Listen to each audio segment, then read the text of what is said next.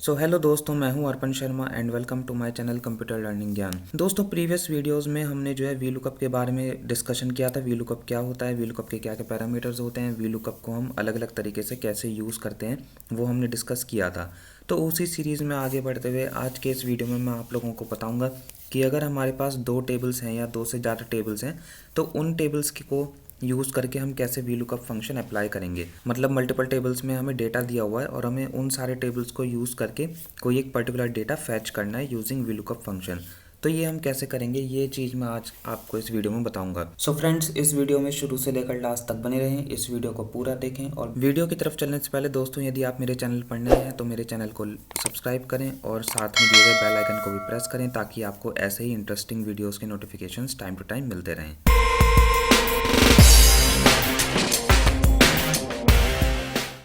Friends, आइए discuss करते हैं। जैसे कि हमारे पास ये दो टेबल्स दिए हैं, एक टेबल 1 है, इसमें कंट्री और पॉपुलेशन है। कंट्रीज़ हैं India, China, Bangladesh, Russia, Nigeria, इनकी पॉपुलेशंस दी हुई हैं। और टेबल 2 में हमें कुछ और कंट्रीज़ हैं, उनकी पॉपुलेशन दी हुई हैं। तो अब मुझे क्या करना है कि मेरे को जैसे मुझे यहाँ पे क्या करना है, बांग्लादेश कंट्री है उसकी पॉपुलेशन मुझे फैच करनी है, या फिर मान लो इस टेबल में से मुझे जर्मनी कंट्री जो है उसकी पॉपुलेशन फैच करनी है। तो ये मैं किस तरीके से करूँगा, आइए देखते हैं। यहाँ पे हम जो है दो फंक्शंस का यूज़ करेंगे। वी लुकअप तो है ही हमारे पास, बाकी वी लुकअप के साथ हम इफ़ एरर फंक्शन का भी यूज़ करेंगे। तो आइए देखते हैं कैसे। तो मैंने यहाँ पे डेटा तैयार कर लिया है, मतलब एक सेल में यहाँ पे कंट्री लिया है। यहाँ पे मैं कंट्री का नाम डालूंगा और पॉपुलेशन वाले सेल में मैं लगाऊंगा वी लुकअप फंक्शन। तो क्या करेंगे, हम यहाँ पे लगाएंगे इक्वल। सबसे पहले वी लुकअप के साथ हम इफ़ एरर यूज़ करेंगे। तो यहाँ पे मैंने लगाया इफ़ एरर। अब यहाँ पे है वैल्यू, मतलब यहाँ पे हम जो है वी लुकअप, दो वी लुकअप फंक्शंस का हम यूज़ करेंगे एक इफ़ एरर के अंदर। पहला तो वी लुकअप जो है इस टेबल पे अप्लाई होगा और दूसरा वी लुकअप इस टेबल पे अप्लाई होगा। तो यहाँ पे क्या करा, इफ़ एरर वैल्यू में मैंने लिया वी लुकअप, लुकअप वैल्यू में यही कंट्री ले ली, कॉमा टेबल एरे में ये हमने कंप्लीट टेबल ले लिया, table 1। Then column index number. अब मुझे क्या करना है, पॉपुलेशन फाइंड आउट करनी है। तो पॉपुलेशन वाला कॉलम कौन से नंबर पे है, सेकंड नंबर पे, तो यहाँ लिखा 2। और एग्जैक्ट मैच के लिए हम लेंगे 0। देन ब्रैकेट क्लोज, उसके बाद लगाएंगे कॉमा। मतलब ये कि मैंने कोई ऐसी कंट्री का नाम डाला जो अगर फर्स्ट टेबल में दे रखी है, तब तो मुझे ये इफ़ एरर फंक्शन पहला वाला जो वी लुकअप है इसके हिसाब से वैल्यू रिटर्न करेगा। और यदि मैंने कोई ऐसी कंट्री ली है जो टेबल 1 में ना दे रखी हो लेकिन वो टेबल 2 में दे रखी है, तो उस केस में जो मैं यहाँ दूसरा वी लुकअप फंक्शन अप्लाई करूँगा उसके अकॉर्डिंग ये हमें डिटेल्स रिटर्न करेगा। तो वैल्यू इफ़ एरर में हम लगाते हैं दूसरा function equal V lookup, lookup value में कंट्री, टेबल एरे में अब हम क्या करेंगे, सेकंड टेबल सेलेक्ट करेंगे। Then column index number, population वाला कॉलम सेकंड नंबर पे है तो यहाँ लिया 2 और एग्जैक्ट मैच के लिए लिया 0। देन ब्रैकेट क्लोज, और ये इफ़ एरर वाला ब्रैकेट भी हमें यहाँ पे क्लोज करना पड़ेगा लास्ट में। Then enter. अब यहाँ पे हम किसी भी कंट्री का नाम डालते हैं, जैसे मैंने डाल दिया, मान लो मैंने लिया टेबल 1 में से रशिया। ठीक है, तो ये इसकी ये हमें यहाँ पे पॉपुलेशन रिटर्न हो गई। ऐसे ही मान लो मैंने कोई ऐसी कंट्री ली जो टेबल 1 में नहीं है लेकिन टेबल 2 में दे रखी है, जैसे मैंने ले लिया थाईलैंड। ठीक है, तो ये हमें जो है दूसरे टेबल से वैल्यू रिटर्न करके देगा। क्लियर। ये तो वो केस है जब हमारे पास दो टेबल्स दे रखे हैं। अब मेरे पास जो है, आइए चलते हैं नेक्स्ट एग्जांपल पे। मेरे पास यहाँ पे 3 टेबल्स हैं। ठीक है, तो अब इस केस में हम कैसे वी लुकअप फंक्शन और इफ़ एरर फंक्शन का यूज़ करेंगे। तो आइए देखते हैं इसमें हम कैसे अप्लाई करेंगे V lookup function with if error. तो यहाँ पे हमको 3 तो वी लुकअप फंक्शन यूज़ करने हैं क्योंकि हमारे पास 3 टेबल्स हैं, और 2 इफ़ एरर यूज़ करने होंगे। तो यहाँ पे हम लगाते हैं पॉपुलेशन में इफ़ एरर। तो वैल्यू में हमने लिया कंट्री, टेबल एरे में टेबल 1 सेलेक्ट कर लिया। देन पॉपुलेशन वाला कॉलम सेकंड नंबर पे और कॉमा 0 एग्जैक्ट मैच के लिए। तो ये इफ़ एरर क्या करेगा, ये हमें पहले वाले टेबल में से वैल्यू रिटर्न करके देगा। ठीक है, अगर हमने कोई ऐसी कंट्री डाली है जो टेबल 1 में दे रखी है तो वैल्यू हमें टेबल 1 से रिटर्न होगी। अदरवाइज़ यहाँ पे हम क्या करेंगे, अब यूज़ करेंगे सेकंड इफ़ एरर। ठीक है, और उसके अंदर 2 वी लुकअप यूज़ करेंगे, जो कि एक वी लुकअप टेबल 2 से होगा और एक वी लुकअप टेबल 3 से लगेगा। तो मैंने यहाँ पे लिया वैल्यू में वी लुकअप, लुकअप वैल्यू में कंट्री, टेबल एरे में ये हमने टेबल 2 सेलेक्ट कर लिया।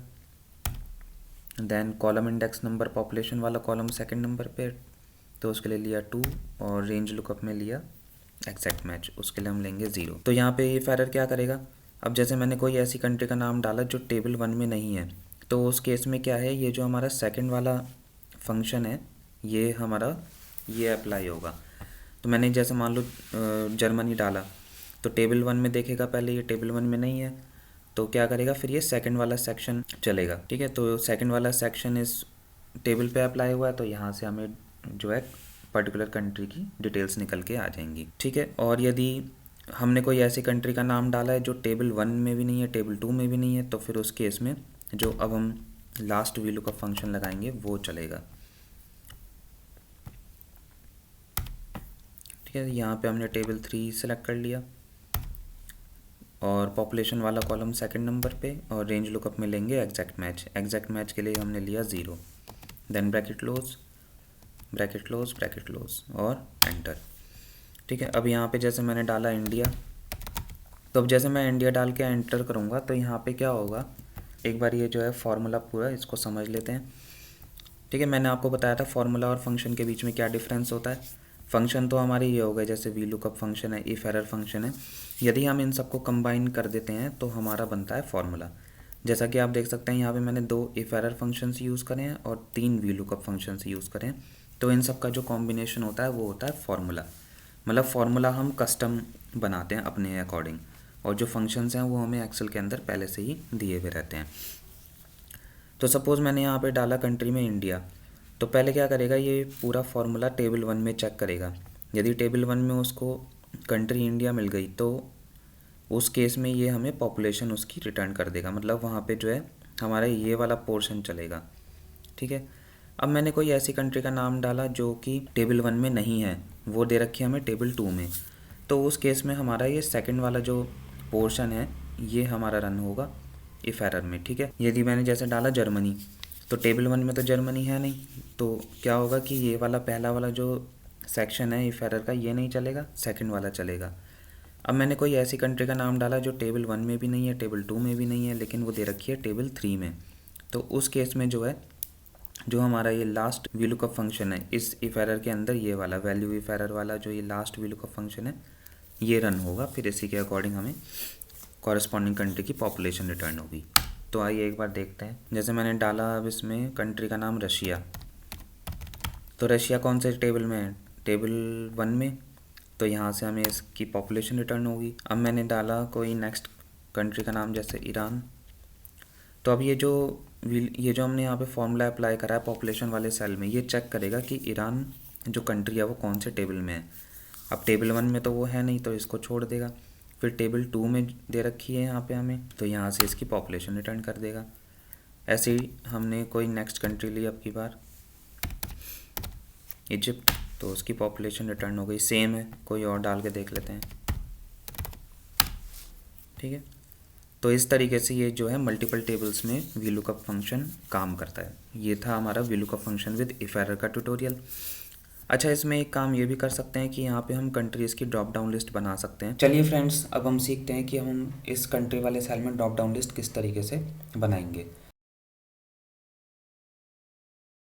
तो हम ले लेते हैं ये पहला वाला एग्जाम्पल।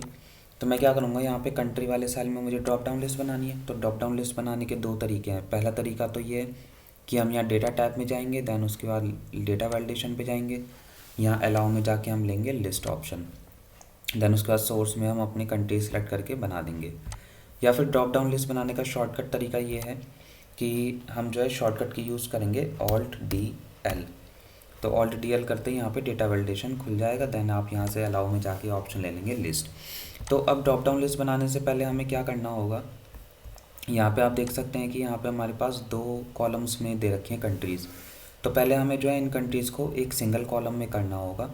तो मैं यहाँ से क्या करता हूँ, इन कंट्रीज़ को मैंने सेलेक्ट करके कॉपी किया, Ctrl+C, देन यहाँ पे मैंने कर दिया पेस्ट, और टेबल 2 से भी मैंने ये कंट्रीज़ करी कॉपी, देन यहाँ करा पेस्ट। ठीक है, अब मुझे जिस भी सेल में ड्रॉप डाउन लिस्ट बनानी है मैं उसमें क्लिक करूँगा। जैसे मुझे कंट्री के नीचे वाले सेल में बनानी है ड्रॉप डाउन लिस्ट, तो मैंने यहाँ पे क्लिक करा, देन कीबोर्ड शॉर्टकट यूज़ किया Alt+DL। उसके बाद अलाउ में जाके मैंने लिया लिस्ट। देन उसके बाद यहाँ पे हमें ऑप्शन दे रहा है सोर्स का, तो सोर्स में हम गए। देन ये मैंने पूरा कॉलम सेलेक्ट कर लिया कंट्रीज़ वाला। देन उसके बाद यहाँ से करा ओके। ठीक है, तो आप ये देख सकते हैं यहाँ पे ड्रॉप डाउन लिस्ट बन के आ गई है। अब जिस भी कंट्री की जो है आपको पॉपुलेशन चेक करनी है तो आप उस कंट्री को यहाँ से सिलेक्ट कर लेंगे। ठीक है, तो उसी कंट्री की जो पॉपुलेशन है वो हमें दिखा देगी, चाहे कंट्री जो है टेबल 1 में दे रखी हो या टेबल 2 में दे रखी हो, उससे कोई फ़र्क नहीं पड़ता। बस आपको सिंपल ड्रॉप डाउन लिस्ट में से उस पर्टिकुलर कंट्री का नाम सेलेक्ट करना है, तो उसके कॉरस्पॉन्डिंग जो भी पॉपुलेशन होगी वो आ जाएगी। सो फ्रेंड्स, आज की इस वीडियो में हम लोगों ने सीखा कि हम 2 टेबल्स या फिर 2 से ज़्यादा टेबल्स जब हमारे पास दिए होंगे तो उनमें हम कैसे VLOOKUP फंक्शन अप्लाई करके वैल्यूज़ फाइंड आउट कर सकते हैं। तो दोस्तों, आज की वीडियो में बस इतना ही। यदि आपको मेरा ये वीडियो पसंद आया तो इस वीडियो को लाइक करें, ज़्यादा से ज़्यादा शेयर करें और मेरे चैनल को सब्सक्राइब करना ना भूलें।